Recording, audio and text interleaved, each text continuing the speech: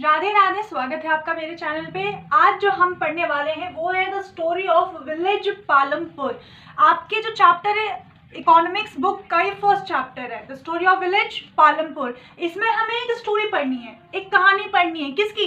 एक गांव की। उस गांव का नाम क्या है? पालमपुर। लेकिन स्टोरी स्टार्ट होने से पहले मैं आपको बता दूं, ऐसा कोई भी गांव नहीं है जिसका नाम पालमपुर है। मतलब हो भी सकता है, मुझे नहीं पता, लेकिन इस चैप्टर में आपको ये बोला गया है पहले ही आपके ओवरव्यू में कि ये जो गांव है पूरी तरीके से क्या है, हिपोथेटिकल विलेज है।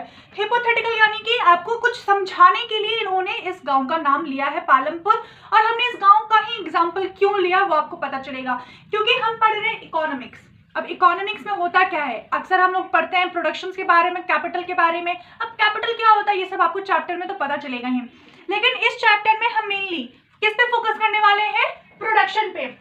हम पढ़ने वाले हैं प्रोडक्शन के बारे में। अब प्रोडक्शन किसी भी तरीके का हो सकता है, तो प्रोडक्शन को फोकस करने के लिए सबसे पहले हमने एक यहाँ पर गांव लिया जिसका नाम था पालमपुर, और हम विलेज के एग्जांपल के साथ में पढ़ेंगे। अब आपकी बुक में लिखा है the purpose of the story is to introduce some basic concepts relating to production. मतलब हमें प्रोडक्शन के बारे में कुछ बेसिक कॉन्सेप्ट पढ़ने हैं, इसलिए हमने यहाँ पर विलेज पालमपुर का एग्जांपल लिया है। अब farming is the main activity in Palampur. आप देखते होंगे जो भी विलेज होता है वहां का सबसे मेन काम क्या होता है? गांव के लोग अक्सर करते क्या हैं? बेसिकली वो लोग फार्मिंग ही करते हैं, यानी कि खेती बाड़ी करते हैं। आप अपने गांव में भी देखते होंगे, मेरे भी गांव में ज्यादातर क्या होता है, खेती बाड़ी होता है, जहां से वो लोग प्रोडक्शन करते हैं, अनाज उपजाते हैं। ठीक है, इसलिए हमने यहाँ पर फार्मिंग का यानी कि एक विलेज का एग्जांपल लिया है। Farming is the main activity in Palampur. अब जो ये पालमपुर गांव है ना, वहां पे सबसे मेन एक्टिविटी क्या है? फार्मिंग की एक्टिविटी है। Whereas several other activities such as small scale manufacturing, dairy, transport etcetera are carried out on a limited scale. अब ऐसा नहीं है कि यहाँ पे सिर्फ यही काम होता है, यहाँ पे और भी काम होता है। मैन्युफैक्चरिंग भी होती है, ट्रांसपोर्ट भी होता है, डेयरी का भी काम होता है, लेकिन बहुत ही लिमिटेड स्टॉक में होता है। ज्यादातर क्या होता है? फार्मिंग होती है। हर फैमिली में से मान लो कोई ना कोई फार्मिंग कर ही रहा है। अब these production activities need various types of resources, natural resources, man-made items, human effort, money, etc. अब किसी भी चीज को आप प्रोड्यूस कर रहे हो तो आपको रिसोर्सेज की जरूरत तो पड़ेगी ना। अब रिसोर्सेज में क्या हो सकता है? ये लैंड रिसोर्स हो सकता है जहाँ पे आप अपनी कंपनी खड़ी करोगे, फैक्ट्री खड़ी करोगे।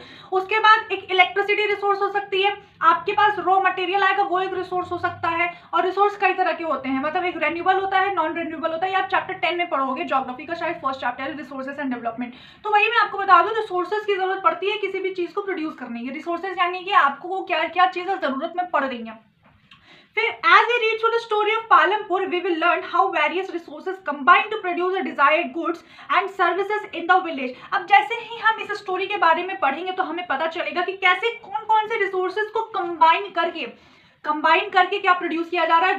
गुड्स यानी कि फिजिकल चीज है। अब जैसे मेरे पास में ये मार्कर है, तो ये मार्कर में क्या है? ये एक फिजिकल चीज है, तो इसको भी किसी ने प्रोड्यूस किया होगा, तो ये आ जाएगा गुड्स में। ठीक है, अब ये बुक है, बुक में किसी ने प्रोड्यूस किया होगा, ये भी गुड्स है, जो कि फिजिकल चीज में प्रोडक्शन हो रही है। और सर्विसेज क्या है? किसी भी चीज की सर्विस देना, अपनी मतलब कोई यहाँ से लेके कोई चीज को वहां ट्रांसपोर्ट कर रहा है तो वो एक सर्विस प्रोवाइड कर रहा है, ट्रांसपोर्ट की सर्विस प्रोवाइड कर रहा है।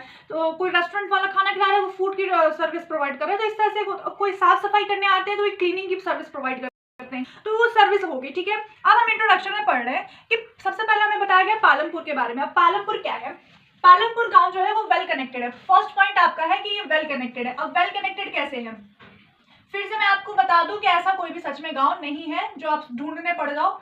ठीक है, ये सिर्फ एक हिपोथेटिकल है। तो जो पालमपुर आपका जो गांव है, ठीक है, ये किस चीज से कनेक्टेड है? यहाँ पर एक बगल में जस्ट 3 किलोमीटर की दूरी पे एक और गांव है। उस गांव का नाम क्या है? रायगंज। उस गांव का नाम क्या है? रायगंज। इस चैप्टर में आपको जो भी नाम मिलेगा वो सब हिपोथेटिकल है। आप जो भी इंसान का नाम सुनोगे सब हिपोथेटिकल है। 3 किलोमीटर पे ही एक गांव है, उसका नाम क्या है? रायगंज। और ये बड़ा गांव है। पालमपुर एक छोटा गांव है, रायगंज एक बड़ा गांव है, जिससे कौन कनेक्टेड है? पालमपुर जस्ट 3 किलोमीटर की दूरी पे है। और इसके साथ में all weather route connects with village to Raiganj and further on to the nearest small town of Shahpur. अब इसी के आगे और जाने पर एक छोटा सा स्मॉल टाउन मिलता है जिसका नाम है शाहपुर। ठीक है, ये एक स्मॉल टाउन है, ज्यादा बड़ा टाउन नहीं है, एक स्मॉल टाउन है। तो ये पालमपुर क्या है? ये इससे भी कनेक्टेड है, शाहपुर से भी कनेक्टेड है। ठीक है, रायगंज से भी कनेक्टेड है, शाहपुर से भी कनेक्टेड है। तो मतलब आप इस तरह से देखो, वहाँ पे सड़कें बहुत ज़्यादा है, अच्छी फैसिलिटी की सड़कें हैं, वेल कनेक्टेड है। फर्स्ट पॉइंट आपको समझ में आया कि वहाँ पे जो लैंड कनेक्टिविटी है, रोड की कनेक्टिविटी है, कि कोई इंसान इस गांव से जाके उस गांव तक चला जा रहा है, तो वहाँ पे लैंड की कनेक्टिविटी काफ़ी ज़्यादा अच्छी है। Many kinds of transport are visible on this road, starting from bullock carts, tongas, bogies, and wooden cart drawn by buffaloes loaded with jaggery, gur, and other commodities to motor vehicles like motorcycle. मतलब इस रास्ते में आपको बहुत सारी चीजें दिखेंगी। आपको बैलगाड़ी भी दिखेगी, वो घोड़ा गाड़ी भी दिखेगी, आपको वुडन कार्ट यानी कि जिस एक लकड़ी का वुडन कार्ट है उसके आगे में बफेलोस लगी हुई है, वो भी दिखेंगी।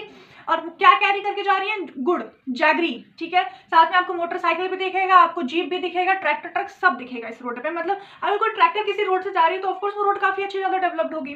अब इसमें क्या है, this village has about 450 families. इस गांव में कितने लोग हैं? 450 फैमिली है, 450 फैमिली है, जिसमें से 80% फैमिली क्या है? 80 जो है वो अपर कास्ट फैमिली है, अपर कास्ट है 80, और बची हुई क्या है? वो लोअर कास्ट है। 80 upper caste families own the majority of the land. And इस गांव में जितनी भी लैंड है उसकी मेजॉरिटी हिस्सा किसके पास है? ये 80 उच्च जाति वाले लोगों के पास में है। इन 450 परिवार में से 80 परिवार ऐसे हैं जिनके पास 80% मान लो, 80% ऐसे लोग हैं जिनके पास ज्यादातर लैंड है इस गांव का। And their houses, some of them quite large, are made of brick with cement plastering. अब इनके पास जो घर है ना वो ईंटों के बने हुए हैं और सीमेंट से प्लास्टर भी किए हुए हैं। मतलब अच्छा खासा आपको इनका घर बना हुआ दिखेगा। फिर द एससीज, मतलब जो दलित लोग हैं, उनको 1/3 ऑफ पॉपुलेशन है। मतलब इस गांव में अगर 450 फैमिली है तो इनका 1/3 कितना होगा? मान लो 150 परिवार।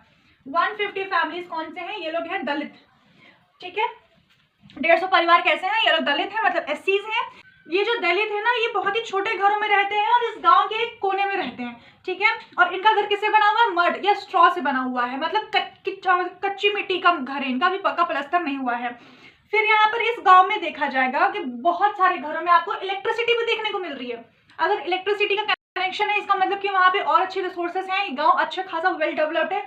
यहाँ पे रोड भी है, यहाँ पे आपको मोटरसाइकिल ट्रक देखने को मिलती है, यहाँ इलेक्ट्रिसिटी देखने को मिल रही है।